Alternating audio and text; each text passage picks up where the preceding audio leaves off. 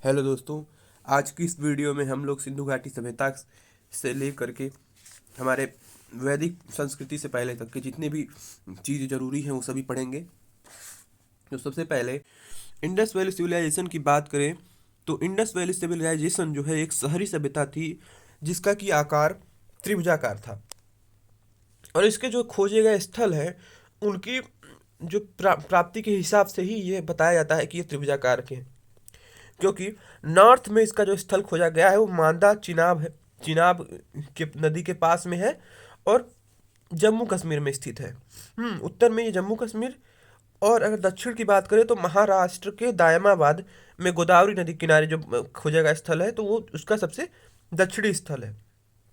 और इसके पूर्वी स्थल की बात करें तो वो मेरठ में स्थित है, आलमगीरपुर, जो कि हिंडन नदी के किनारे स्थित है।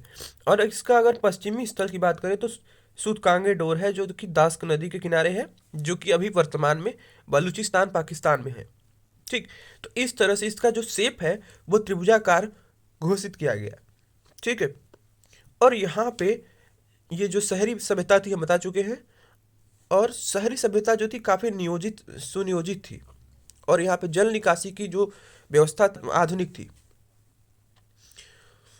और यहाँ पे तांबा और टीन को मिला करके ब्रोंज का निर्माण किया गया था यहाँ पे, क्योंकि उसके ब्रोंज के बने हुए मूर्तियाँ आदि हमें प्राप्त होती हैं।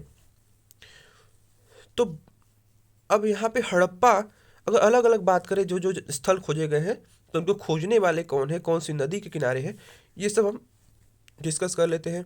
तो हड़प्पा जो है 1921 में खोजा गया था दयाराम साहनी द्वारा। और किस नदी के किनारे हड़प्पा, तो रावी नदी के किनारे स्थित है। और मोहनजोदड़ो की बात करें तो 1922 में खोजा गया था, एक साल बाद सिंधु नदी के किनारे राखाल दास बनर्जी द्वारा। सूतकांगेडोर और जो कि बलूचिस्तान में स्थित है वो अगर कहा जाए तो दास्क नदी के किनारे स्थित है। चौंदड़ो की बात करें तो सिंधु नदी के किनारे स्थित है और M C M M J Majumdar जो है इन्होंने इसको खोजा। रंगपुर की बात करें तो रंगपुर अहमदाबाद गुजरात में स्थित है और साबरमती नदी के किनारे स्थित है। रोपड़ की बात करें तो पंजाब में सतलज नदी के किनारे है और वाई डी शर्मा ने इसकी खोज की थी। लोथल की बात करें तो लोथल जो है वहाँ का बंदरगाह था, मतलब पोर्ट था।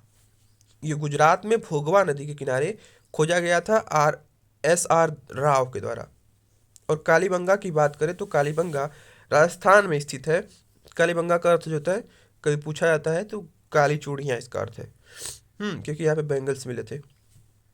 और राजस्थान के घग्गर नदी किनारे है और ए घोष ने इसे खोजा था। ए घोष। आलमगीरपुर की बात करें तो मेरठ में स्थित है, यूपी में, हिंडन नदी के किनारे, और वाई डी शर्मा ने इसकी खोज की थी। बनवाली की बात करें तो हरियाणा में सरस्वती नदी किनारे स्थित है और आर एस विस्ट जो है इसके खोजकर्ता हैं। धौलावीरा की बात करें तो गुजरात में भोगवा नदी के किनारे स्थित है और आर एस विस्ट ने ही इसे भी खोजा था। ठीक है। राखीगढ़ी की बात करें तो हरियाणा में सरस्वती नदी के किनारे स्थित है और रतीक महल ने इसे खोजा था। और इन सब स्थलों के बारी बारी से याद कर लीजिए, जानकारी बहुत ही इंपॉर्टेंट है। और सर्वाधिक स्थल अगर गुजरात कहा जाए तो वो गुजरात में मिले हैं। सिंधु घाटी सभ्यता के सर्वाधिक स्थल गुजरात में खोजे गए हैं। ठीक है। जैसे हमारा लोथल ले लीजिए और धौलावीरा ले लीजिए, ये सभी जो है गुजरात में ही हैं, जो कि काफ़ी महत्वपूर्ण है। परीक्षा की दृष्टि से भी सभी परीक्षाओं में इनसे संबंधित जो है खोजकर्ता और इनके स्थल जो है पूछे जाते हैं। ठीक है। तो इसे याद कर लीजिए। तो ठीक है, अब आगे हम लोग सभी स्थल को, कुछ जो विशेष है, जैसे हो गया हड़प्पा, मोहनजोदड़ो, चौंदड़ो और लोथल, इन सभी को हम लोग बारी बारी से डिस्कस करेंगे।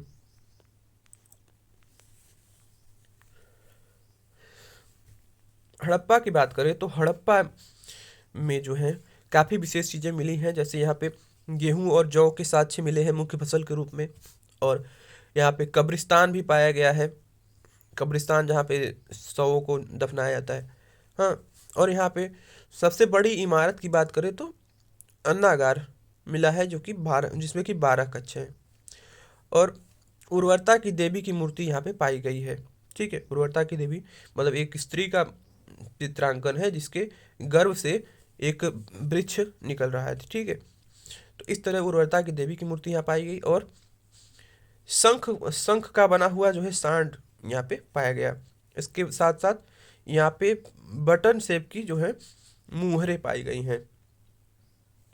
अब इसके बाद अगर हम मोहनजोदड़ो की बात करें तो राखाल दास बनर्जी ने इसे खोजा था।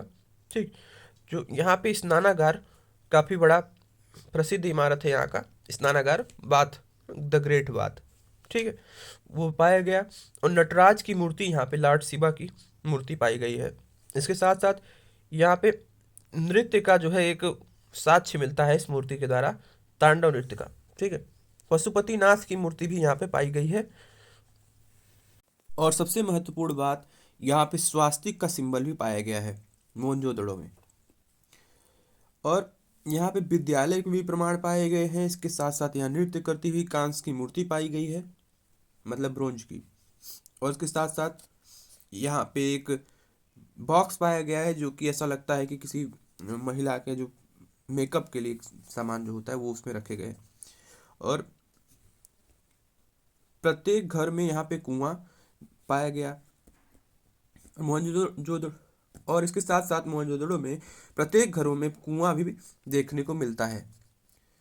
जल की आपूर्ति के लिए यहाँ पे इस तरह के जो सुविधाएं उपलब्ध थी। अब इसके साथ अब बात करते हैं चौहुंदड़ो की। तो चौहुंदड़ो जो है एकमात्र ऐसा स्थल है जहाँ पे ग्रामीण स्थल कहा जा सकता है। जिसे कि चौहुंदड़ो की बात करें तो चौहुंदड़ो एकमात्र ऐसा स्थल है जिसको कि हम लोग ग्रामीण स्थल कह सकते हैं। ठीक, और बाकी जो है जो शहरी शहरी सभ्यता है हमने पहले ही बताया था, लेकिन चौहुंदड़ो जो है ये ग्रामीण स्थल है। और यहाँ पे ईंट जो पाई गई है वो बेलनाकार है। और यहाँ पे चूड़ी वगैरह काफ़ी चीज़ें जो महिलाओं के आभूषण वगैरह पाए गए हैं। इसके साथ साथ बिल्ली का पीछा करते हुए कुत्तों के प्रमाण यहाँ पे पाए गए, उनके पंजों के निशान पाए गए हैं ईंटों पे। इसके साथ साथ अगर लोथल की बात करें तो लोथल जो है बंदरगाह है इस सभ्यता का। और हम लोग ये पहले भी बता चुके हैं कि लोथल काफ़ी इम्पोर्टेंट हो जाता है क्योंकि यहाँ पे व्यापार के संबंध में प्रमाण मिलते हैं। यहाँ पे लोथल से ही हमें चावल के प्रमाण देखने को मिले हैं। और इसके साथ साथ मम्मी या फिर ताबूत के प्रमाण भी पाए गए हैं। और जो कि मात्र सत्तात्मक जो मिस्र सभ्यता थी उससे रिलेट करते हैं। अगर इंडस वैली सिविलाइजेशन की जुड़वा प्रशासनिक राजधानी की बात करें तो उनमें आएगा हड़प्पा और मोहनजोदड़ो। ये दोनों ही इंडस वैली सिविलाइजेशन की जुड़वा प्रशासनिक राजधानी कही जाती हैं। सिंधु घाटी सभ्यता के बारे में जो कुछ विशेष जानकारियां थी जो कि पूछी जाती है बार बार परीक्षाओं में, उससे हम लोगों ने डिस्कस कर लिया है। अब आगे की वीडियो में हम लोग कुछ अन्य टॉपिक पढ़ेंगे जो आपके लिए महत्वपूर्ण होगी। इस टॉपिक से संबंधित प्रश्नों का विश्लेषण हम नेक्स्ट वीडियो में करेंगे। धन्यवाद।